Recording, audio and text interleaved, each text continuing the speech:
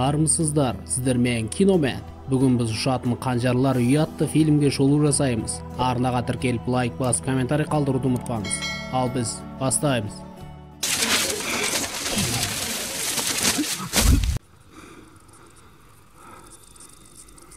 (859 жылы Қытай. Кезінде көркейген өркениет қазір императордың ықпалымен құлдырауда. Билікке разы болмаған адамдар ұшатын қанжарлар үйі атты құпия ұжымға кіруде. Олар байлардан тартып алып кедейлерге берген. Сол себепті императордың адамдары олардан қорқа жек көрген. Жергілікті полицияға ұжымның жаңа басшысын табуға 10 күн уақыт берілген. Жас капитан Чен бұл орындалмайтын тапсырма екеніне сенімді. Капитан Лео оған сәлдегүл деп аталатын ойын-сауық үйіне баруды тапсырады. Өйткені биші қыздың бірі ұйымға қатысы бар болуы мүмкін. Чен арсыз бай болып көрініп бірден 7 қызбен көңіл көтереді. Ол қожайын әйелді шақырып жаңа биші қызды шығаруды сұрайды. Әйел оған қыздың туа біткен соқыр екенін ескертіп айтады. Чен сұлу қызды көре сала жайнап кетеді. Биші қыздың есімі Сян Мэй. Чен жанына жақындауын бұйырып қылышымен бетін сипай бастайды. Ол бірнеше қимыл жасап, соқыр қыздың сырт киімін шешіп жібереді. Керемет биші өзінің қойылымын үлкен бөлмеде бастайды. Биді музыкант қыздар сүйемелдеуде. Би біте салысымен маскүнем Сян Мэйді дөрекі түрде ұстап алып, жерге жатқызып шешіндіре бастайды. Қойылым Лео келгенде де жалғасады. Ол жолдасын тұтқынға алады. Оған қоса ашық киінгені үшін Сян Мэйді де тұтқындайды. Қожайын әйелдің жалынсына құлақ түрген ер адам қызды босатуға көнеді. Бірақ бір шартпен қыз биді айнытпай салуы керек. Залда оркестр жиналады. Ал екінші қабаттан жеңілтектер үйінің жұмысшылары қызыға қарауда. Капитан Лео ас бұршақтарды барабандарға лақтырады. Сян Мэй болса дәл бұршақ деген барабанды ұзын жеңімен ұрып билеу керек. Қыз тапсырманы керемет орындауда. Барлығы таң қалады. Сол сәтте капитан Лео барлық ас бұршақтарды бірден барабандарға шашады. Бірақ Сян Мэй абдырамай керемет биді орындап шығады. Бірақ қойылым ерекше аяқталады. Қыз капитанға өзінің қылышымен шабуылдайды. Қыз өзін әшкерелеп қойып, биліктің адамдарының барлығын көзін құртамын дейді. Соқыр Сян Мэй капитан Леоның шеберлігінен еш кем түспейді. А мне нравится драться с незрячей. Қарсыластар басқа бөлмеге ауысқанда Сян Мэй ештеңке естімейді. Лео қылышын қынабына салып бір қолмен соғысуда. Ол ауру нүктелерін басып қызды хауызға лақтырады. Енді қыз полиция бөлімшесінде тұтқында отыр. Оның заттарының арасынан қанжарлар табылған. Демек қыз оларға керекті адамдардың бірі. Бірақ жаңа басшы жайлы қыз ештеңке айтпайды. Сян Мэйді қинауға апарады. Бамбукты сындыру арқылы оған сүйектеріне не болатынын меңзейді. Чен жолдасына алдыңғы басшының қызы дәл осылай соқыр болғанын, әрі жақында жоғалып кеткенін айтады. Оны міндетті түрде іздейтін болады. Бірақ бастысы олар оны ұстап алғандықтан марапат күтуде. Егер барлығын дұрыс істесе, қыз оларды басшыларына жеткізуі мүмкін. Түнде бөлімшеге мықты жауынгер кіріп, ол жерде болғандарды жайратып салады. Ол Сян Мэй отырған бөлменің есігін бұзып, оны босатады. Олар қаладан алыстап кеткеннен кейін жаяу жүреді. Чен кеше қызға тиіскен азғын екенін мойындайды. Жігіт қыздың ұшатын қанжар үйінің басшысының қызы екенін сезіп қойып, билікті жек көргендіктен көмектескісі келетінін айтады. Чен Сян Мэйге қанжарларын қайтарып, өзін жел деп атауын өтінеді. Қызға өзін құтқарған адамның түр әлпеті қызық болып көрінгендіктен жігіт бет әлпетін ұстатады. Невежливо вначале трогать лицо. Если тебе так больше нравится, можешь начать снизу. Я за. Қыз жігіттің қолы мен кеудесін ұстап көріп, оның соғыс өнерінің шебер екенін түсінеді. Оған қоса жігіт әлі де жас. Кенет Сян Мэй сарбаздардың дыбысын естіп, әрі қарай қашады. Қыз тоқтап қанжарларын түсіріп алғанын түсінеді. Чен оны іздеп жүргенде қыз орман ортасында жалғыз қалады. Жігіт қанжарды тауып, атты әскер шабуыл жасап жатқан Сян Мэйге көмекке асығады. Қызға найза ұстаған сарбаздардан қорғануға тура келеді. Ол салтты сарбаздарды жайратып салады.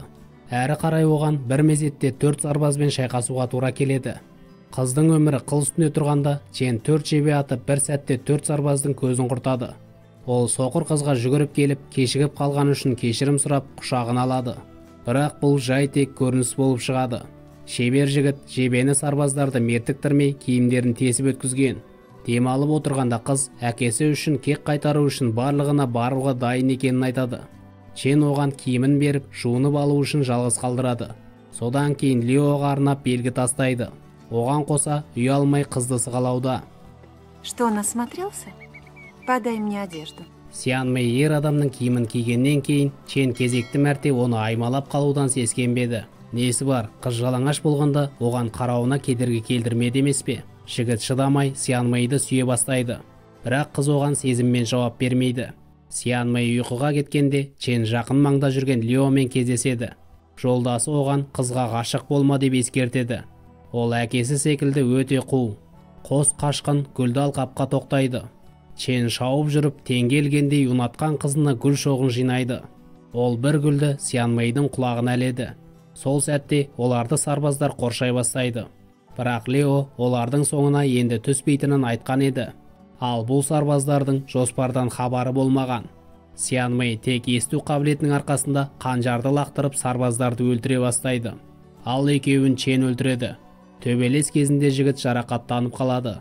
Бірден 4 сарбаз қыздың соңына түседі. Оларға қарама қарсы келе жатқан Чен соңына түскендерді садақпен тоқтатуда. Соңғы сарбазды ол қалқан арқылы өлтіреді. Бірақ қақтығыс бұнымен бітпейді. Олардың бұл топқа шамалары жетер емес. Оларды орманнан ұшып келген ағаш қанжарлар құтқарады. Тірі қалғандарды олар өздері өлтіреді. Оларды құтқарған адам өзін көргенін қаламаған. Сиан Мэй Ченді құшақтап, енді өзі сүйеді. Бірақ енді жігіт қыздың бетін қайтарады. Генералдың сарбаздарын Лео өлтірген. Әскер басшысы тыңшы жайлы білмейді. Бірақ қашқын қыз жайлы оған жеткізіп барған. Ченге өз адамдарын өлтіру ауырға түскен. Бірақ алдында одан да көп сарбаздар күтуде. Генерал барлық баскесерлердің көзін құртуға бұйрық берген. Олардың арасында Чен де бар. Егер ол сарбаздарды өлтірмесе, олар өзін өлтіреді. Лео оған жебе бергенде жігіт оларды тастай салады. Жігіт әрі қарай жалғастырғысы келмейді. Чен жоқ кезде Сиан Мэй от жаққан. Қыз жігіттен өзіне деген сезімі жайлы сұрайды. Жігіт өзін бір орында тұрмайтын самал жел екенін айтады. Я хочу, чтобы ветер остановился. Это невозможно. Егер сондай бір самал жел болса, Сиан Мэйге ол керек емес. Әрі қарай қыз да жел болып жалғыз кетеді. Чен жасын тыйып қарсы бағытқа шауып кетеді.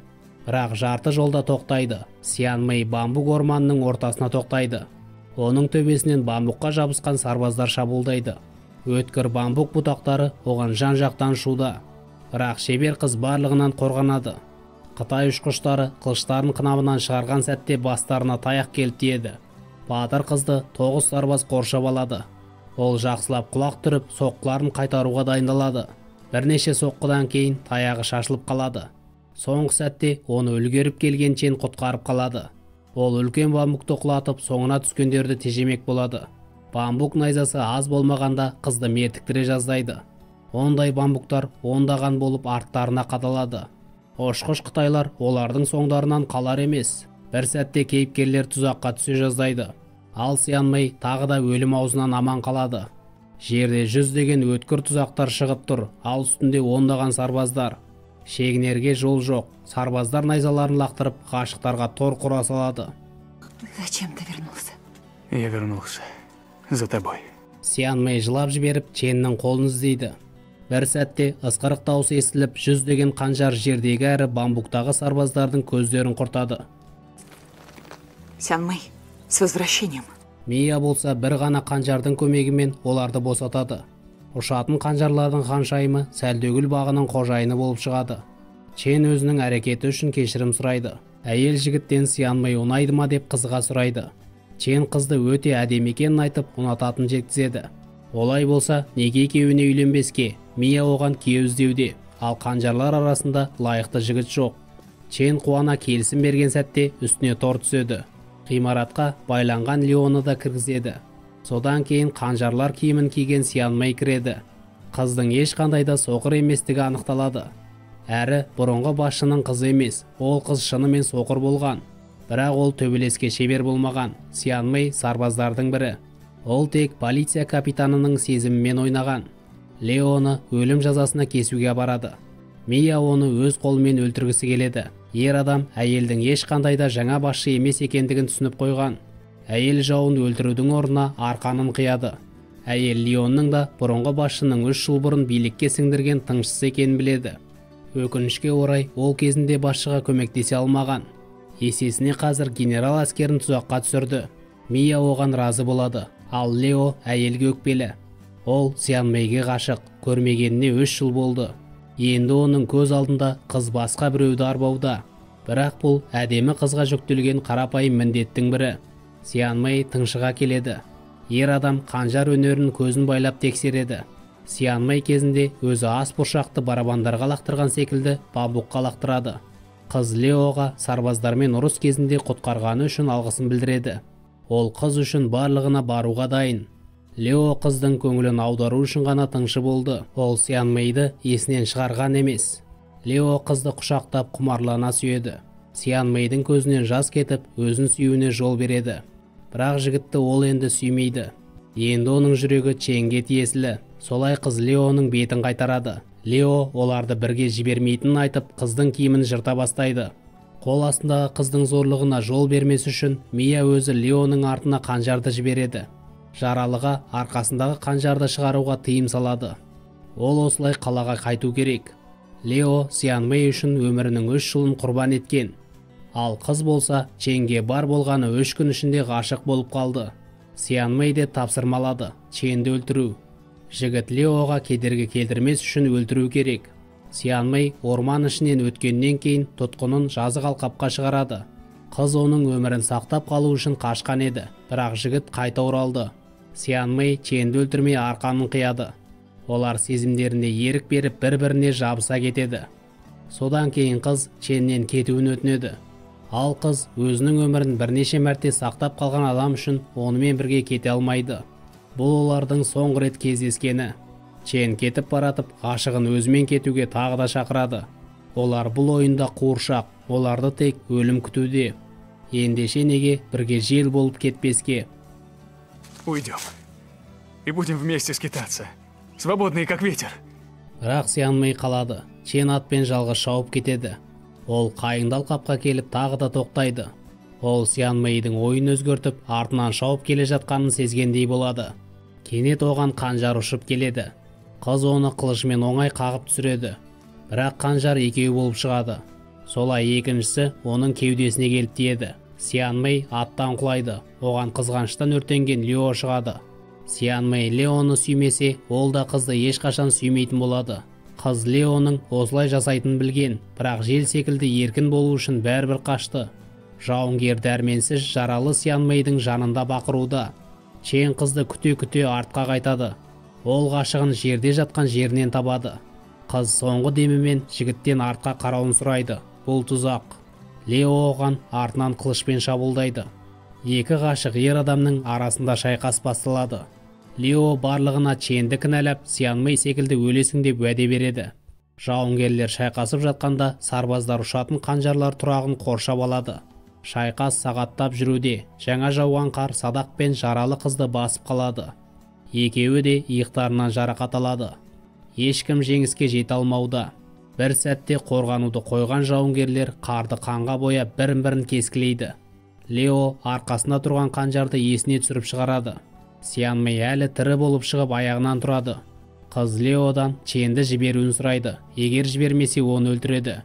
Чен қыздан қанжарын шығармауын өтінеді. Олай істесе қыз қансырап өледі. Бірақ Лео барлығын шешіп қойып қолымен қимыл жасайды. Сян Мэй кеудесіндегі қанжарды шығарып ғашығын қорғау үшін қағып түсіруге лақтырады. Бірақ Лео қанжарды лақтырмаған, ол қолында тұр. Қансыраған қыз қарға құлайды. Чен жүгіріп келіп құшақтап соңғы рет сүйеді. Лео Ченді өлтірмей бұрылып ғашықтардан алшаққа кетіп қалады. Чен қыздан сәлдегүл бақшасында естіген әнді айтуда. Осылай фильм аяқталады. Арнаға тіркеліп лайк бас, комментарий қалдыруды ұмытпаңыз. Сіздермен Киномен.